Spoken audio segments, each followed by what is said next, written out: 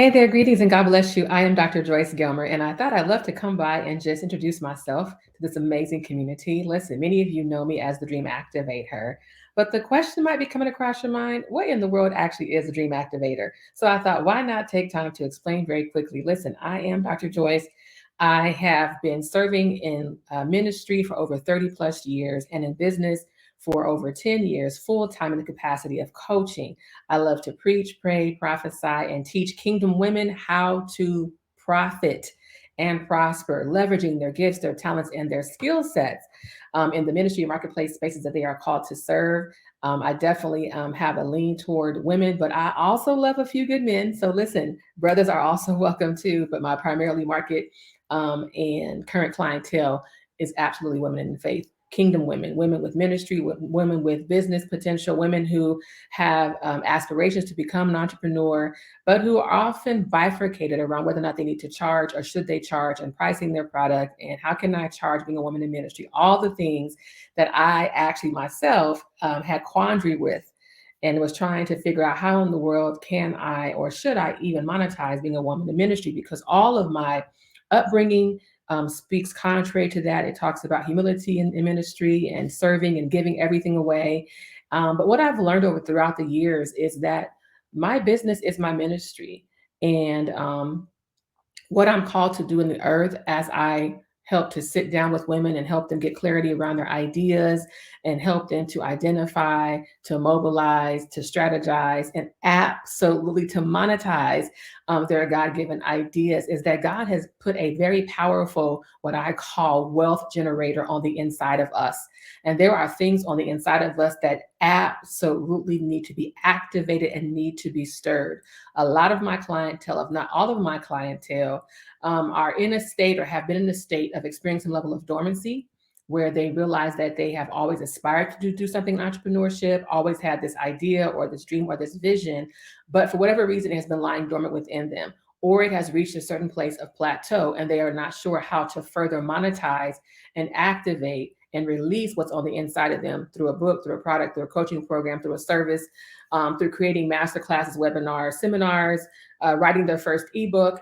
All these places and spaces are things that I have helped my clients to do once they were activated, once they got clarity, once they were clear around who they're called to be, who they're called to serve, why are they called to serve them, and what are the results that they can get or their clients can get as a result of working with them. This is what I do as a dream activator. I am called to help kingdom women to wake up to their dreams, get clear about their purpose, and learn how to profit from their passion in the ministry and marketplace spaces. Before I arrived here in this place, this capacity of being a business owner, of being a national speaker around the nation, of preaching and holding tent revivals and coaching hundreds of women at this point, helping them to identify and mobilize their talents, to start businesses, to increase their business bottom line financially. Before I got here, listen, y'all, I was just a church girl, loving Jesus really, really hard and working a corporate job. But something unique began to happen even when I was on my job. God began to talk to me about marketplace. He began to really download into me this expanded idea of what he was calling me to do in a new place, in a new space that was unfamiliar to me. Can we talk about Abraham? He says, go and I will show you the way. Listen, I was on my way to go, but I didn't know where I was going. I didn't know what I was going to become once I got there. But in faith, I began to take a leap.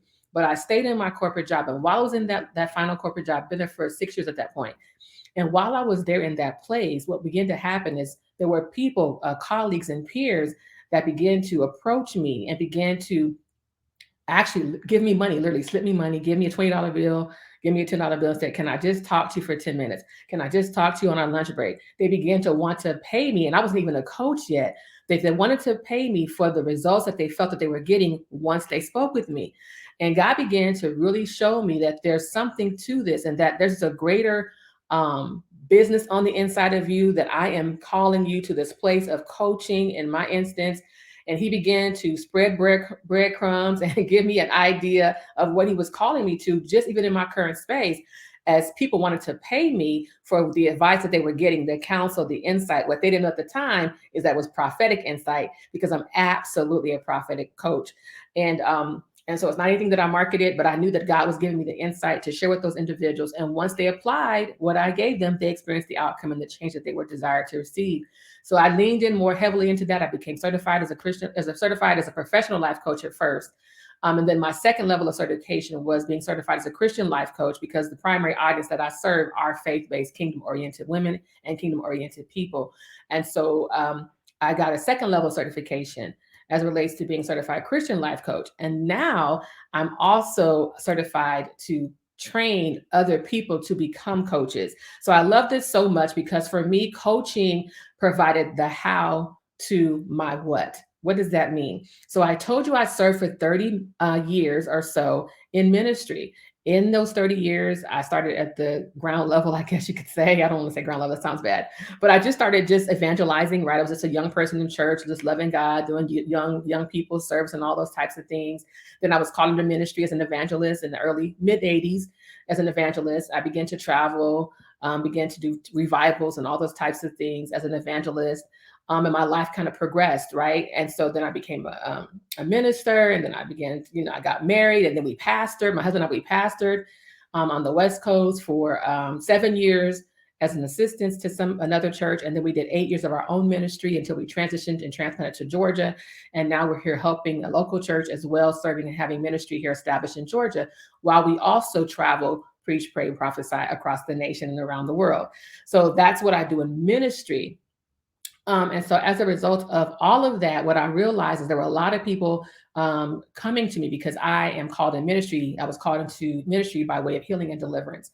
And so what that meant was there was a lot of breakthrough happening at the altar that I witnessed, that we saw, even in pastoring, that people would come to the altar, they would be breakthrough, they would cry, they would, what we would identify as breakthrough. But once they left the altar and once they left the church service, that holding on and maintaining the gain, I call it, wasn't there. And I began to see that there was this missing component around people missing the how. So we gave a lot of the what in kingdom. We give a lot of what in the kingdom, what you should do, what you should do to this, a lot of what, stop sinning. That's the what. But how do I stop sinning? Right?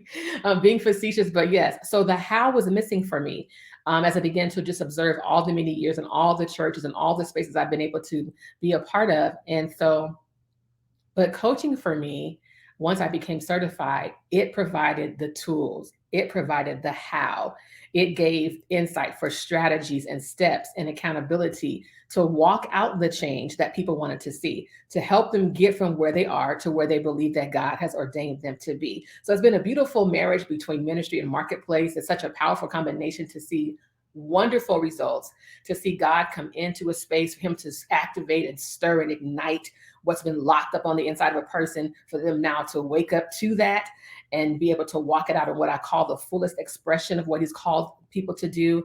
I have seen my clients do amazing things as a result of walking through the dream activation process with me. And so I love what I do. I love being a part even of this community as well. The Heart of Coaching, the Kingdom Coach community, the Good Morning Kingdom Coaches show, the extension of this and whatever else God might be calling us all to.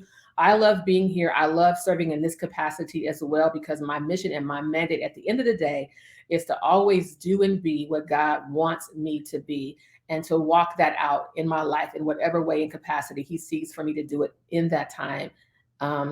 At that moment, with that specific person, with that specific community, however. And so thank you so much for hearing my long spiel about who I am and what a dream activator is in my own definition. At the end of the day, as I said from the onset, I help kingdom women to wake up to their dreams, to get clear about their purpose, and learn how to profit from their passion by identifying and leveraging their gifts, their talents, their skills, and even their anointing for the purpose of producing profit in the earth. The beauty of that is that we are able to be in total alignment with our purpose and be total aligned with our assignment, and still be prosperous and still be profitable. And you don't have to get 5 jobs and work a night shift and the day shift if you would just monetize your gifts. So that's what my mission is to help you monetize your gifts of speaking, teaching, coaching, singing, writing, whatever your gifts are. Even if you're in ministry, you can literally still even monetize your ministry. There was a time I thought that that was wrong, but you can monetize your ministry. And I'm not talking about a speaker fee. I'm talking about creating products and services that take people on a journey from the moment of hearing you on the pulpit to preach to an aspect and dimension of being able now to walk away with a book or a product or a program. You can take them on the journey with the how. So that's what I wanted to share. Thank you so much for listening to me. Listen, I'm going to try to do better about coming into this space and giving you more tips and tools and ideas and concepts and strategies as we navigate this journey together. So thanks again for listening. God bless you. I am Dr. Joyce Gilmer, your dream activator and purpose accelerator, and I'm looking forward to serving you in exponential ways. God bless.